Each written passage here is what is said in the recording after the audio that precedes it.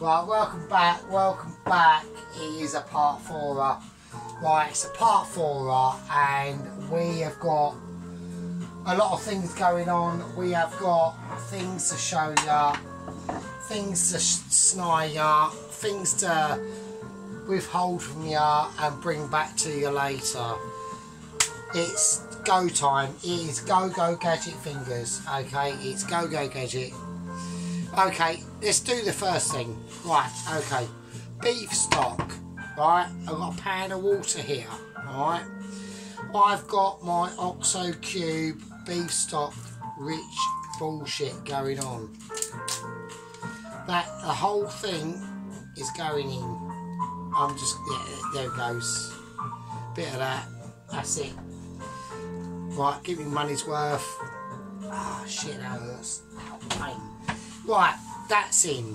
Alright, we'll whack that back over just to show you. That's going in. Alright. Right, so we've got a lot of things that are built up. Right. We've got a lot of things that are built up and there's a lot of things that are coming on online. Okay.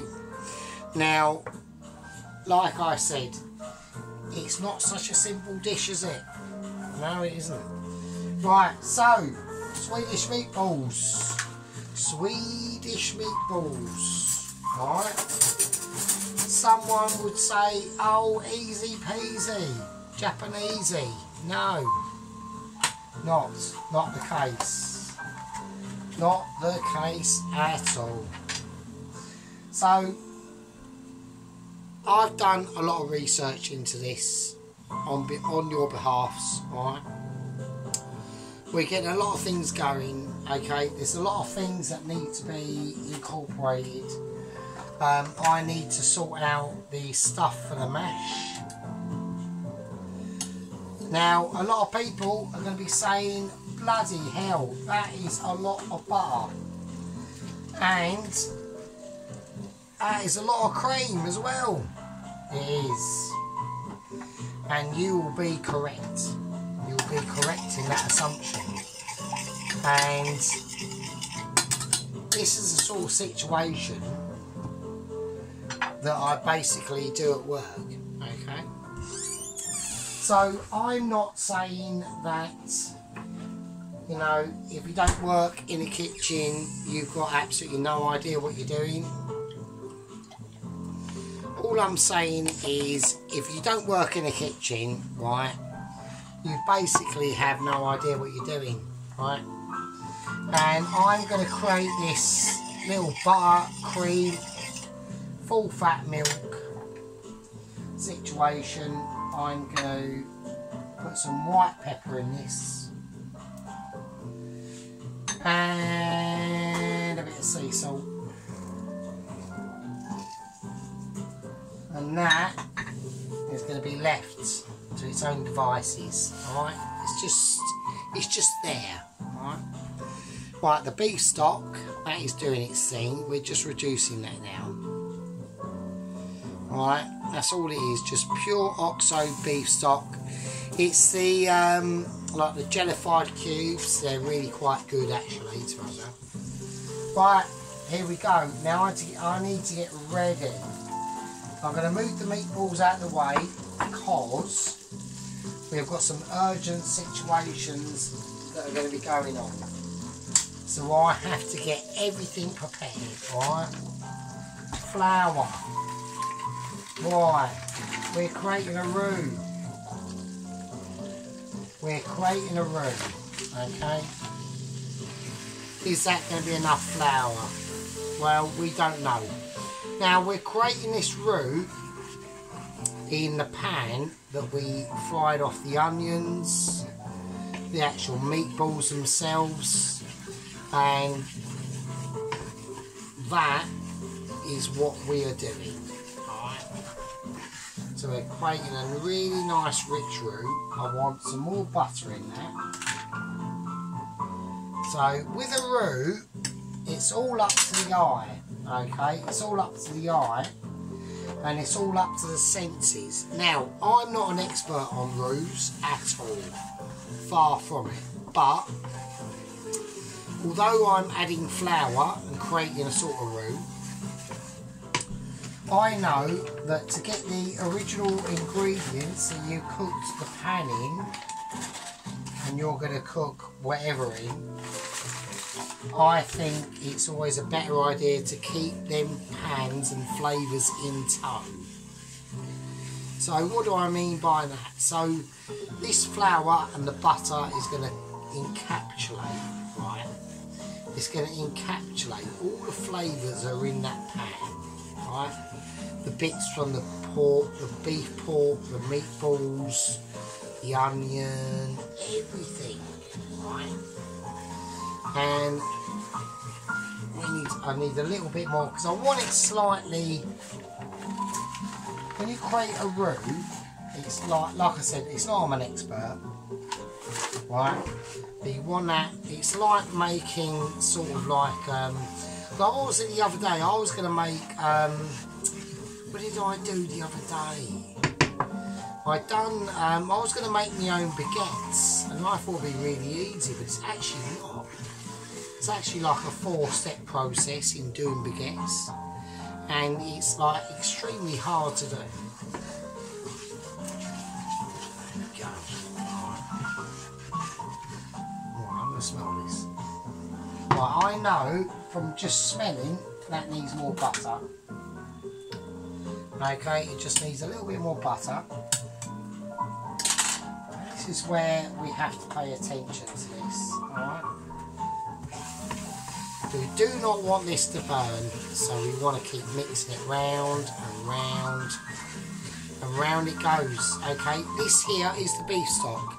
That is cooking off, so nobody needs to worry about that. I want to reduce that down a little bit. So we got a nice little thing going on. Okay. So I'm well out about 9. So how's everyone doing? I like to say, actually, and I will not mention this, we have got another new subscriber. So we've got another one to the game. We're on 59 now. So I'm hoping by tomorrow morning that we have got at least 60 subscribers. That is my goal, right? That's not entirely my goal, but my goal is I've had nothing to eat. Right? I've had nothing to eat. This is going to be my dinner for tonight. All right. So, but it would be nice if we can see that subscriberage going up a little bit. Okay. Now I'm going to reduce this down, and while I'm doing that, I'm going to have to add in a little bit more flour. I've not got enough. Now I know people are going to say, what are you doing? Now the reason why I'm doing this is because we need to create, although it's very buttery, we need to create something like what I'm about to do now. So you can see what's happening in the pan, okay? It's almost like it's a dough, alright? So this is going to be a really thick sauce. It's going to be actually a very thick sauce, actually, as a result. So if I can create and get that all scraped off and get that pan on a higher heat, would be nice. Yeah, so it's very late here in England, Essex. I wish everyone out there well, and I wish everyone out there a well-being weekend. Okay. Be good to each other, and if there's any issues that I can help out with in cooking and to help keep costs down, because we are in a cost of living crisis. Okay. Now the whole point about my channel is to help people who don't know what they're doing, and that includes the toast watchers, and we all know who they are. Right? Now toast watchers are not a problem. Alright, right, they watch, they work out, I might be able to create a beans on toast, I actually did do a beans on toast in my poverty special the other day. So, we can all help them people out. This is what it's all about. It's about helping out them people who's basically their idea of a Sunday afternoon dinner is a pot noodle. Alright? Now, there's nothing wrong with pot noodles. Pot noodles are awesome. I like them, you like them, we all love them. They're awesome. But they're not awesome when you're trying to create something amazing. Alright? Right, we're going to chuck in the beef stock. We're going to do it a little at a time. We've got a little bit of splashage.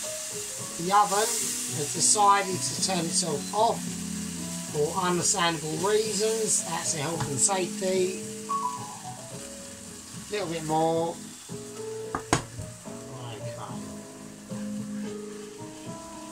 Okay, so we're just going to rinse that in now. This is obviously going to take quite a lot of doing. We have got a lot of flour in here. I've actually probably put too much flour in here. I think we've had a disaster. It's not a disaster because it's the basis of a sauce. Right, now. Right, now. If everyone can just ignore that, alright? Now, I've put basically too much flour in this, I think. But I am not deterred. Why am I not deterred? Well, because we know how to recover from a situation. Alright?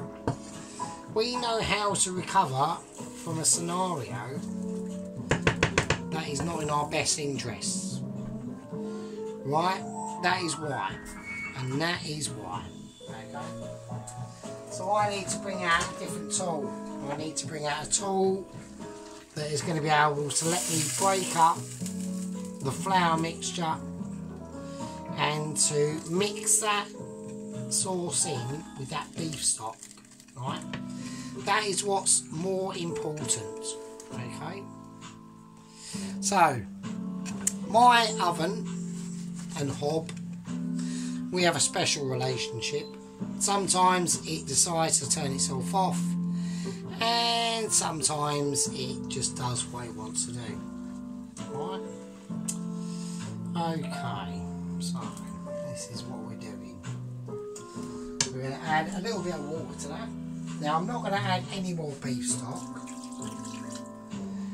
And the reason why that is because this sauce is so rich in flavour as it is that I don't need to do that. All I need to do is make sure that I do not spill this amazing beef enriched stock over the other side of the pan. Right? Okay. That's all I need to do. Right? I'm concentrating for you. I'm trying to get this in such a perfect level that my oven decides to turn itself off. Now, this doesn't really concern you. This is a problem between me and the oven. It's like a battle. It's like a battle of the ages. Alright? I'm turning that on and I'm turning that right up.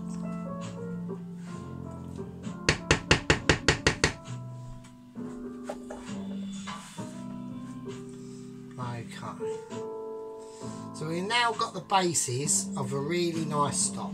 Okay. Right, in goes the cream. We're going to whack the cream in. There's going to be quite a bit of cream. Alright. And in that goes. And that will create, or hopefully create, a lovely sauce. So, it's been a long one. As of all of my videos are quite long. They're all quite lengthy. Right. Now, why are they lengthy? Well, because I like to try to take everyone through the steps as a journey, as an experience. Okay, now that just fell off. It's not a problem, alright? It's not a problem. There will be fuck ups on this stage of the cook. Okay? There will be fuck ups. It's inevitable. Right? We just have to persevere and see how this sort of situation is going to come out.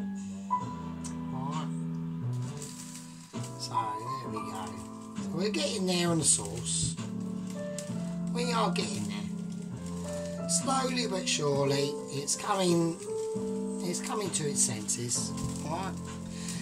You know, the sauce knows. You know, the sauce knows. It's like it's got its... Oh, it's like the sauce has its own wisdom. You know, it's got its own vitality in life. Yeah? It just knows. It knows when people are looking after it. It knows when to behave. Yeah, it's still quite thick. Alright? It's still quite thick. It's just alright. It's not a problem. Right, what I'm going to do now is I'm going to put a special ingredient in, and that's a bit of Worcestershire sauce. Now, this is optional, like I said before. I'm going to put in about a tablespoon of Worcestershire, not soy. We don't want soy, boy. We're not going there. We're going Worcestershire. Right? And that's what I'm saying. And that is a nice rich sauce. Right. I'm going to give it a taste. I'm going to give it a taste. And I'm going to tell you what I reckon. Well,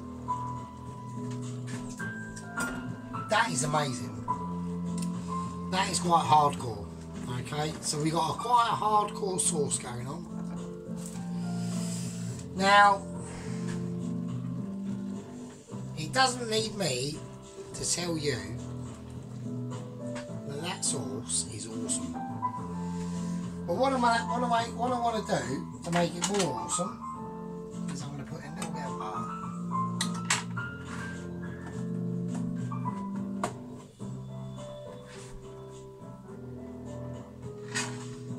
Back on the stove.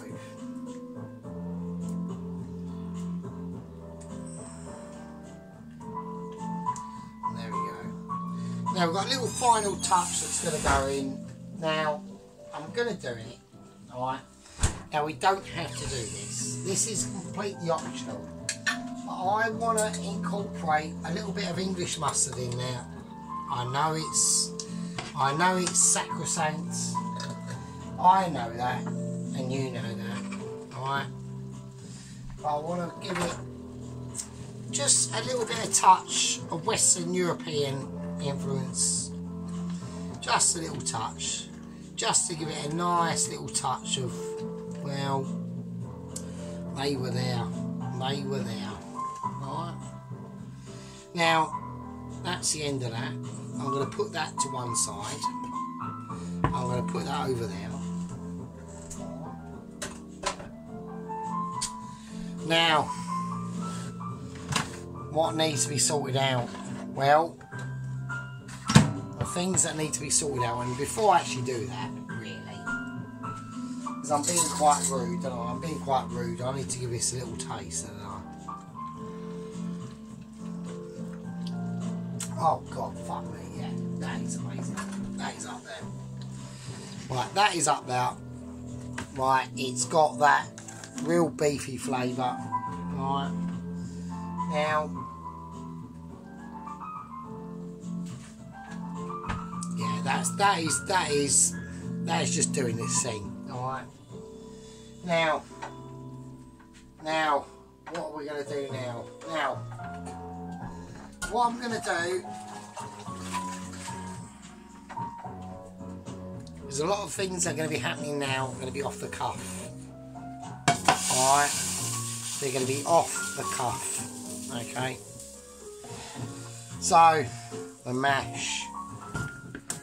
That is the roast potato mash that's going in. And that is going to be put in with the milk and butter. We make sure we got all that in. Yeah, whatever. Yeah, whatever. So, bit of extra butter. Right, bit of salt,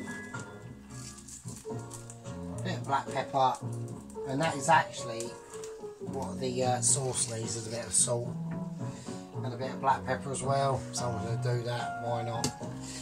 Okay, so here we go. We are doing it. Right, so we're going to do the mash. So this isn't exactly like how I would do the mash at work. We have a mash up that we do things in, but on this situation I think it's just necessary. We've got the roasted potato mash with cream and butter. It's going to be, this sort of mash is a mash that all has a taste of its own. It'll be as creamy and as buttery as the sauce that it's intended for. Okay. Now, with mash and doing it like this, it's a lot of hard work. Okay, it is a lot of hard work, but we will get through it. We will get through it. Okay. Now, it's going to take on a different texture and a different sort of flavour that you are used to. Okay. And there's a reason for that. Okay. There's a reason for that. We're just going to make sure that sauce is also awesome.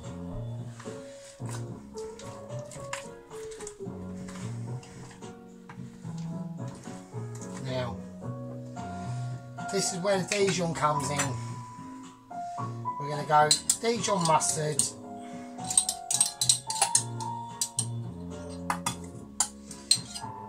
We're getting that. All we got.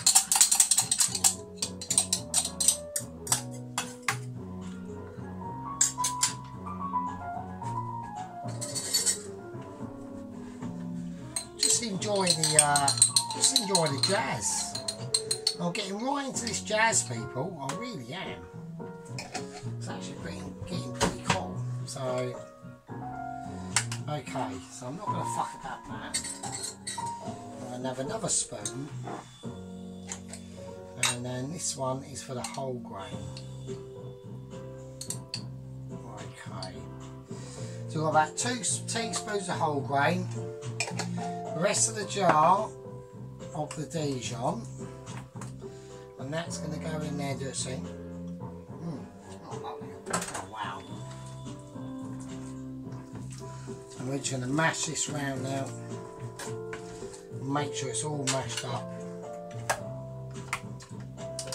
Now, because this is roasted mash from Jackets, right, it will not be anything that you're used to, okay? So, what I mean by that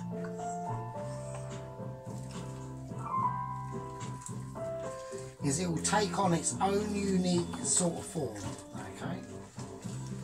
So, it'll be more, it'll just be more arty, okay? It'll just have a lot more body to it, okay? That's what it's all about. It's all about body. Bringing all them flavours together. Right, bringing all them flavours together. And that's why people like us on YouTube, with all our fantastic fans and our subscribers that we all watch and we all follow. I'm going to put in a little more Worcestershire sauce in that, just to give it a little bit more body, that's all. Okay, that's nice. That's nice, that's lovely. That is lovely. We'll have a little taste.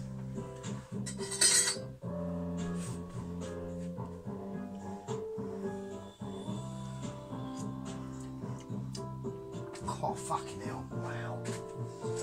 Right, that's done the trick. So adding the mustard in there has definitely done the trick. Alright. So we're going to start plating everything up. We're going to start moving everything away. Alright. And we all get ready for the situation that is coming up. Because we all know what's coming. Alright. We all know what's coming. So we've got our peas. Our peas are going to play a crucial role. Alright. So I'm going to whack them in the oven. I'm going to whack them in the micro, sorry. Not the oven. I do apologise. So they are on. And we are going to get ready and plate this sucker up. So, how do we do it? Well, I'm going to go with the mash first. Alright. That's a very sticky mash, as we can see. So there's a lot of mash involved, and we're going to let it just, it lays where it lays, okay? The mash lays where it lays, and that is all we can do. All we can do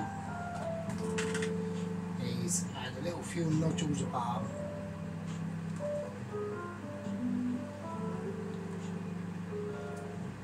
which I think it deserves.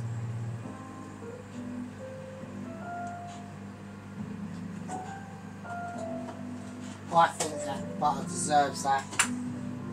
I think that mash deserves everything like that. Alright.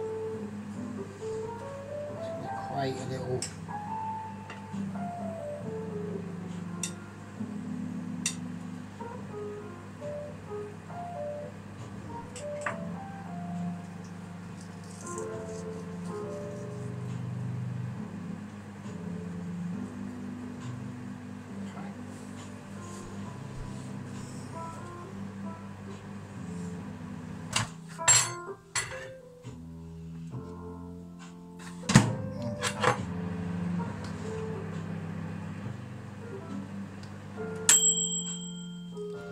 there.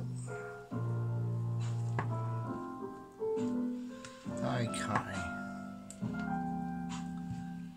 Right, okay. That's nice. Right, so I'm going to try to do what I can here.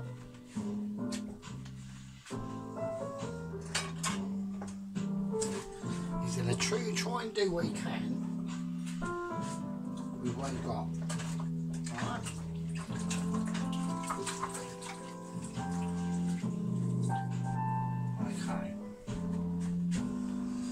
Okie dokie, here we go. Right, now I want a bit of sauce first, alright? I want to create a little bit of sauce first.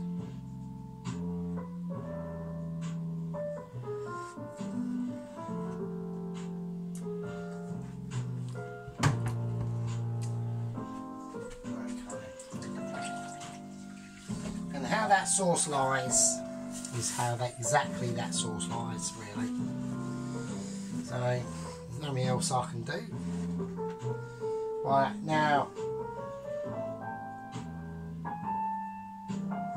the Swedish meatballs, they're going to go in. I think that's plenty, to be honest with you. I don't think we need any more than that. I think that's plenty and that's enough.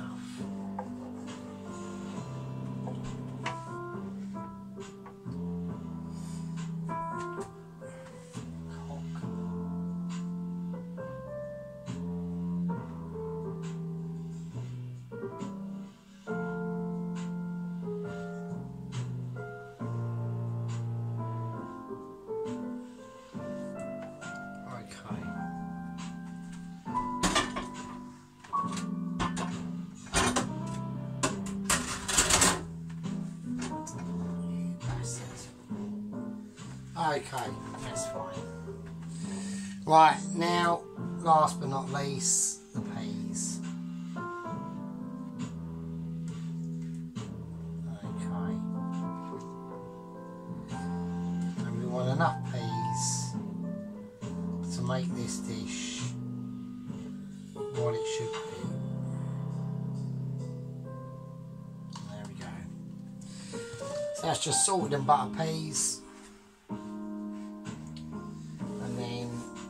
Last but not least, finally, definitely not least, okay, is the cranberry. The cranberry has to go with the meatballs.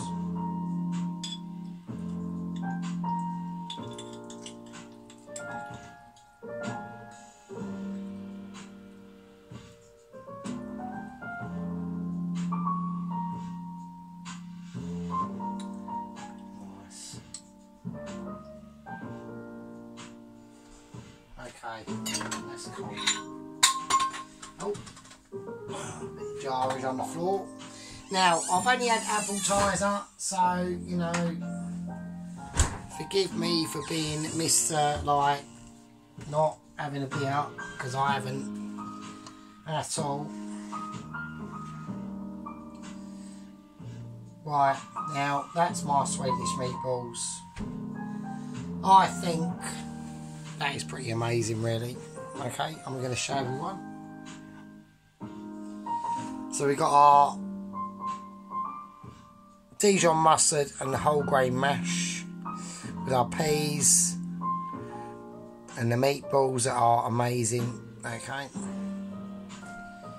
Now, obviously, on camera, I can't do the meatballs. So what I will do is if I do a meatball and just cut one up, alright, and just show you how amazing that is inside.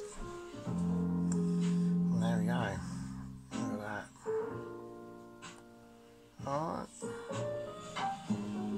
So, still got other meatballs off to the side. I'm going to call that done, and I'll see you with a close-up in a bit. Right, okay, so my Swedish meatballs, there we go, look at that, look at that. And that's the sauce, which is amazing.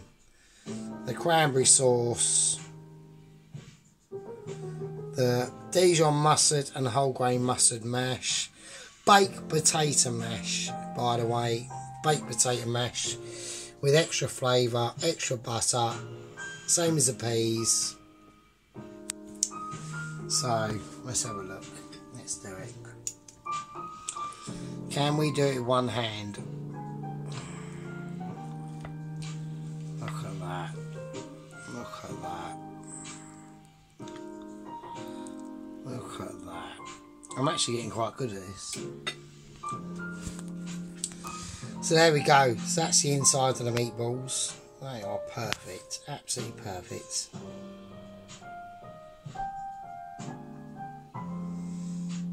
And the sauce is just to die for. So that's the Swedish meatballs. And the Swedish meatballs mash and dinner. And that is a winner. Good luck to everyone tomorrow. Let's see what you put up. Part of what I've done the last couple of days. Let's have a look. Sunday is always the day, isn't it, people? Sunday is always the day of reckoning. Well, these fellas are reckoning. Alright.